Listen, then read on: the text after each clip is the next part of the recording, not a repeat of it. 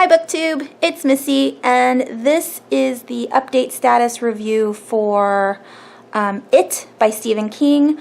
I am still 1% into the novel. I'm planning on reading one chapter a day. There are 23 chapters in this book.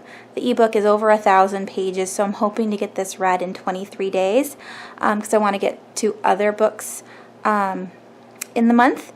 And so far, I just finished chapter 1. Super scary.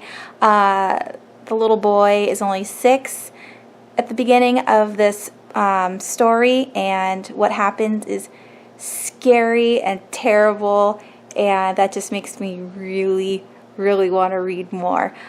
So you'll find out my thoughts in tomorrow's update. I haven't done any updates for it in a few days, and that's because it has been taking me really long. I know it's over 1,000 pages, and my goal was to read a chapter a day, and then that makes 23 days, and then the book would be over. But actually, chapter 3 is almost 300 pages. So I'm like halfway through chapter 3, and I'm also trying to read the other 5 books for the readathon. So this is actually going to take a lot longer than I expected. Grr. So I read a little bit today, and I'm at the part where, what's his name? Something Rogan. Tom Rogan or something, and he is hitting his wife because of smoking. I hate domestic abuse, and I hate the fact that he thinks he can do that. Why? I mean, I just talked about this, in my wrap-up for the readathon. Just because you're white, or not even white, just because you're male, and not even male, because sometimes women do this too. No one ever has the right to own somebody, to take advantage of somebody, and to treat people like they are beneath them. It just drives me crazy. So he's hitting her because she didn't listen to him the first time. I'd like to take a bat to his face, but it's fiction. Anyways, I'm going to get back to it. Peace. So I am on chapter 8, part 3. So far, the book is extremely creepy. I didn't realize that the monster, was going to be like a Bogart, where it could change its, not shape, but just the way the kids saw the monster. They saw it as what they thought was the scariest monster, and that's the kind of monster it was, if that makes sense. So one kid was scared of clowns, so it's a clown. One kid is scared of a giant bird, so it's a giant bird. I thought that was really cool, and so far I'm absolutely loving it. I am 28% in, so that's, chapter 8, part 3 is 28% in. More to come. I cannot put this book down. It's so good. That's it. So I'm on chapter 15 parts. I think it's 3 or 4. And I know people tend to talk about Stephen King as either a good writer or they get really bored with his work. Sometimes it's like he describes things for too long. And after reading this book for an entire month, I have to say that I really enjoy reading his books. I love the fact that he takes a very long time to describe his characters and his story, to describe the antagonist of his books, to talk about the world that the the protagonists live in. I enjoy the backstory and history of each character and what they're going through. And I never feel like while I'm reading his books that I want him to hurry up. I know there's some books that go from start to finish and it's, 200, 300, 400 pages long. And people enjoy those fast-paced books. And I never find Stephen King to be slow moving. I really, truly enjoy the fact that he takes his time to discuss what's going on day to day. It's almost like he's working through the life. 1 second. Shut up. Good Lord, so loud.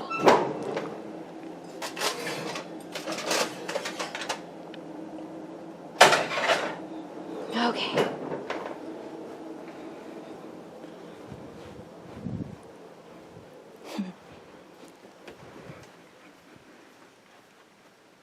Okay. But anyways, to wrap this little update up, if you haven't read Stephen King yet and you aren't sure if you're going to like him because his books are so long, give it a try anyway. I mean, you don't have to read it all in one sitting like you do with other books. You could listen to it on audio.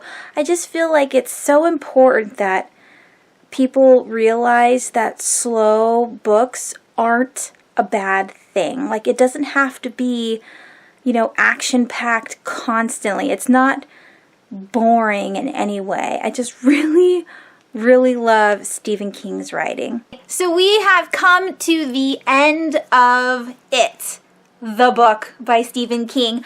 I just got this in the mail yesterday. Can you see? Can you see how big that book is? Might have thought I was joking, but this is 1,376 pages, and this is pretty much how long it took me to, or this is how long it was on my Kindle. I'm pretty sure this is the mass market paperback that I've been waiting for. I absolutely love it. I just love it so much. And this was 80 cents, people. I paid $3.99 shipping and handling, but it's perfect. It's in perfect condition. The spine isn't damaged at all.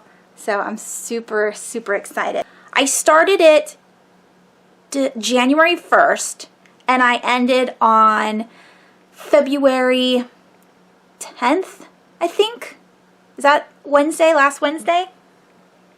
My calendar isn't on the right month. All right. It is about 7 misfit kids living in Derry, Maine. They get together in 1958 during the summer. Because of circumstances, all of them at one point in time have been a victim of Henry Bowers, who is the main bully of their school. There are, like I said, 7 kids. So there is Ben, Beverly, Eddie, Richie, Bill, Stan, and Mike. All 7 kids at one point during the summer were attacked by Henry and his gang and, kind of like converged into this place called the Barrens. And at the Barrens, they met the rest of the crew. They end up calling themselves the Losers Club. And for the rest of the summer, they are trying to figure out a way to get back at Henry and to keep him away from them and to kill off the monster of the book. The monster of the book took Bill's little brother's life at the very beginning, like in the first couple pages. And so Bill wants to get even, and then the other kids wants to help Bill because Bill is like their leader. They're in awe of him. Somehow Bill has this charisma that attracts the children to him. I don't know.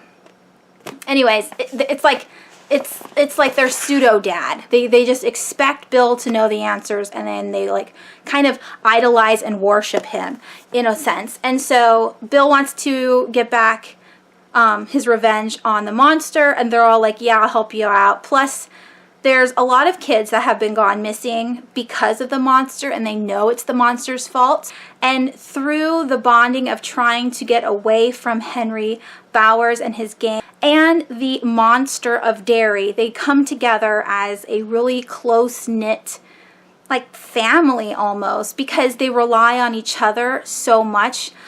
Each child has something that they are lacking with their family, whether it be they're being ignored, or like with one kid, his mom is a drama queen and a hypochondriac, and like covers him up in like, you know, bubble wrap and doesn't allow him to do anything, and so he feels stifled.